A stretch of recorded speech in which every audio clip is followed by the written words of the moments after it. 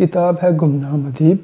اس کتاب میں حضرت واصف علی واصف رحمہ اللہ کے خطوط شامل کیے گئے ہیں۔ آپ کے چاہنے والے آپ کو خط لکھتے تھے اور آپ اس خط کا جواب دیا کرتے تھے، اور ان خطوط میں سے ایک خط کو آج ہم اس ویڈیو میں دیکھیں گے۔ محترم جناب واصف علی واصف صاحب، السلام علیکم۔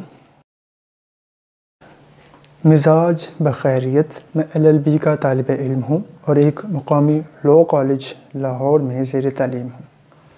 آپ کے مضامین بڑے غور و فکر کے ساتھ اور بہت دلچسپی کے ساتھ پڑھتا ہوں۔ جناب علی، میں آپ سے ایک سوال پوچھنا چاہتا ہوں، رزق حلال کا اصل مفہوم کیا ہے؟ کیا موجودہ زمانے میں رزق حلال کمانے والے کامیاب ہیں؟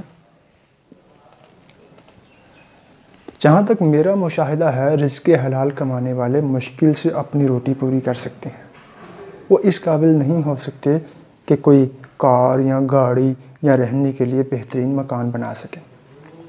امید کرتا ہوں کہ آپ اس سوال کا تسلی بخش جواب دے کر مشکور فرمائیں گے۔ والسلام، محمد شفیق۔ اب سوال یہ بھی ہے کہ اگر حلال طریقے سے ہمارا گزارا نہیں ہو رہا تو کیا حرام طریقے سے گزارا کرنا جائز ہو جائے گا؟ اگر حلال طریقے سے کار، گاڑی، بنگلہ نہیں بن رہا، مکان نہیں بن رہا، تو کیا پھر حرام طریقے سے ہم اس کو حاصل کرنے کے لیے کوشش کرنا شروع کر دیں؟ کیا یہ چیز جائز ہو جائے گی؟ ہم دیکھتے ہیں کہ حضرت واصف علی واصف کیا کہتے ہیں اس بارے میں۔ رزق کا تعلق اصلاح احوال باطن سے ہے، یعنی کہ رزق کا تعلق کیا ہے؟ باطن کی اصلاح سے ہے۔ اگر اللہ کے حکم کو نکال دیا تو رزق نہ حلال ہے نہ حرام، رزق تو بس رزق ہے۔ جس طرح شادی نکاح کے ساتھ حلال ہے، نکاح کے بغیر حرام، یہ اللہ کا حکم ہے، ورنہ دونوں کا عمل ایک ہی ہے۔ اسی طرح حلال و حرام، رزق ایک ہی ہے۔ جو لوگ خدا کو ماننے والے ہیں اور اس کو راضی رکھنا چاہتے ہیں، ان لوگوں نے غریبی قبول کر کے ناجائز دولت سے پرہیز کیا۔ وہ پیدل سفر کرتے رہے اور حرام کی کار سے بچتے رہے۔ ہم لوگوں کے لیے یہی ایک مقام غور ہے کہ ہم زندگی فرعون کی چاہتے ہیں اور عاقبت موسیٰ علیہ السلام کی۔ ہم چاہتے ہیں کہ زندگی فرعون جیسی ہو، مال ہو، دولت ہو، دبدبہ ہو، ہر چیز اویلیبل ہو، سکون والی لائف، کمفرٹیبل لائف۔ کوئی مجھے روکے نہ، کوئی مجھے ٹوکے نہ، کوئی مجھے یہ نہ کہے کہ یہ آپ نے حرام کام کیا، یہ آپ نے حلال کیا ہے، کوئی کچھ نہ کہے، میں جو مرضی کروں۔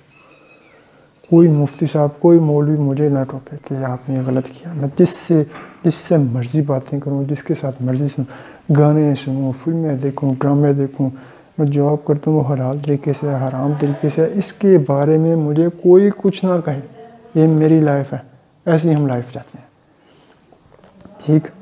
اور مرنے کے بعد کہتے ہیں ہاں مرنے کے بعد جنت مل جائے مجھے، عاقبت جو ہے نا وہ اچھی ہو، کام دوزخیوں والے، عاقبت جو ہے نا وہ جنت ہو۔ یہ تو نہیں ہوگا، ایسا تو ممکن نہیں ہے پھر۔ تو جو لوگ خدا کو ماننے والے ہیں اور اس کو راضی رکھنا چاہتے ہیں، جو اللہ کی رضا چاہتے ہیں، ان لوگوں نے غریبی قبول کر کے ناجائز دولت سے پرہیز کیا۔ انہوں نے کہا ہم نے بہت کوشش کی، کوشش کے باوجود یہی ہمارا حالات میں ہمارے یہی ہیں، تو ہم اسی کو قبول کرتے ہیں۔ ہم نے حرام طریقے سے جو ہے نا یہ چیز حاصل نہیں کرنی۔ ہم نے بڑی کوشش کی، نئی چیز بن رہی، مکان نہیں بن رہا، گھر نہیں بن رہا، گاڑی نہیں آ رہی، بنگلہ نہیں آ رہا، تو ہم اسی پر راضی ہیں، کیونکہ ہم لوگوں کو خوش نہیں کرنا، ہم نے اللہ کو راضی کرنا ہے۔ وہ پیدل سفر کرتے رہے اور حرام کی کار سے بچتے رہے۔ انہوں نے کہا ہم پیدل سفر کر لیں گے، ہم سائیکل پہ چلے جائیں گے، ہمیں کار نہیں چاہیے، ہم لوگوں کو خوش کرنے کے لیے ہم حرام کے طریقے سے کار لیں گے، ایسا نہیں ہم کریں گے۔ کیوں؟ کیونکہ ہم اللہ کی رضا چاہتے ہیں۔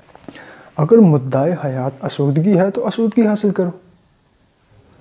اگر آپ کی لائف کا مقصد جو ہے نا، زندگی کا مقصد حیات جو ہے وہ اسودگی ہے، یعنی کہ مال ہے، دولت ہے، پیسہ ہے، گاڑی ہے، بنگلہ ہے، تو پھر آپ فرماتے ہیں آپ وہ حاصل کرو۔ اور اگر مدعا حیات رضا الہی ہے، اگر مقصد حیات رضا الہی ہے تو رضا الہی حاصل کرو۔ اب رضا الہی حاصل کرنے کے لیے ضروری نہیں کہ مکان بھی ہو، گاڑی بھی ہو، بنگلہ بھی ہو. یہ کسی بزرگ نے نہیں کہا کہ اتنے مکان بنا لو تو اللہ راضی ہو جائے گا، اتنی گاڑیاں بنا لو تو اللہ راضی ہو جائے گا. اگر یہ چیز ہوتی تو پھر سارے غریب جو ہے نا، پھر سارے غریبوں سے اس کا مطلب پھر اللہ ناراض اس دنیا. تو غریبی میں بھی اللہ کی رضا مل سکتی ہے. مکان بنانا شرط نہیں ہے، گاڑی لینا شرط نہیں ہے. مقصد حیات رضا الہی ہے تو رضا الہی حاصل کرو. اور اگر مقصد حیات لوگوں کو خوش کرنا ہے، لوگوں کو دکھانا ہے کہ لوگ کیا کہیں گے، وہ کیا کہے گا، وہ کہتے ہیں میرے پاس گاڑی نہیں، یہ نہیں ہے، وہ ہے، تو ان کو کرتے رہو خوش. انہوں نے تو کبھی خوش نہیں ہونا اور اپنی عاقبت خراب کر بیٹھیں گے. حرام رزق سے حرام رزق سے دل مردہ ہو جاتا ہے، یعنی ایمان میں نقص آ جاتا ہے، یعنی مسلمان کے ایمان میں. اگر اسلام اور ایمان کا ذکر چھوڑ دیا جائے تو سب جائز ہے. ایک مختصر زندگی ایک عظیم مابعد سے محروم نہ کر دے. یہ نہ ہو یہ مختصر زندگی ہے دنیا کی، یہ نہ ہو ہم حرام طریقے سے زندگی گزارتے رہیں اور ایک عظیم مابعد جو اس کے بعد ایک نہ ختم ہونے والی زندگی ہے اس کو ہم برباد کر بیٹھیں، اپنی آخرت کو برباد کر بیٹھیں، اس سے ہم محروم نہ ہو جائیں آخرت سے. فیصلہ آپ نے خود کرنا ہے. اگر آپ حلال رزق کی تلاش کریں تو بھی ضروری نہیں کہ آپ کے پاس پیسے کی تنگی ہو. اللہ اس کو چاہتا ہے بے حساب دیتا ہے. بہرحال یہ فیصلہ کرنا ضروری ہے کہ آپ کے اللہ نے رزق کے بارے میں آپ لوگوں کے لیے کیا احکام فرمائے ہیں. یہ فیصلہ کرنا ضروری ہے اور یہ ہمیں جاننا ضروری ہے، اس کا علم حاصل کرنا ضروری ہے. اس کے لیے ہمیں علماء سے، بزرگان دین سے رہنمائی لینا ضروری ہے، اس کے بارے میں جاننا ضروری ہے. کار اور کوٹھی کا کوئی ذکر نہیں، کار اور کوٹھی کا کوئی ذکر نہیں کہ اتنی کاریں ہوں گی تو اللہ کی رضا مل جائے گی، اتنے بنگلے ہوں گے تو اللہ کی رضا مل جائے گی. ذکر اس کے راضی ہونے کا ہے، ذکر اللہ کے راضی ہونے کا ہے کہ اللہ کی رضا حاصل کرو. اس کی ناراضگی کا ہے، اپنی عاقبت کا ہے، اپنی آخرت کا ہے.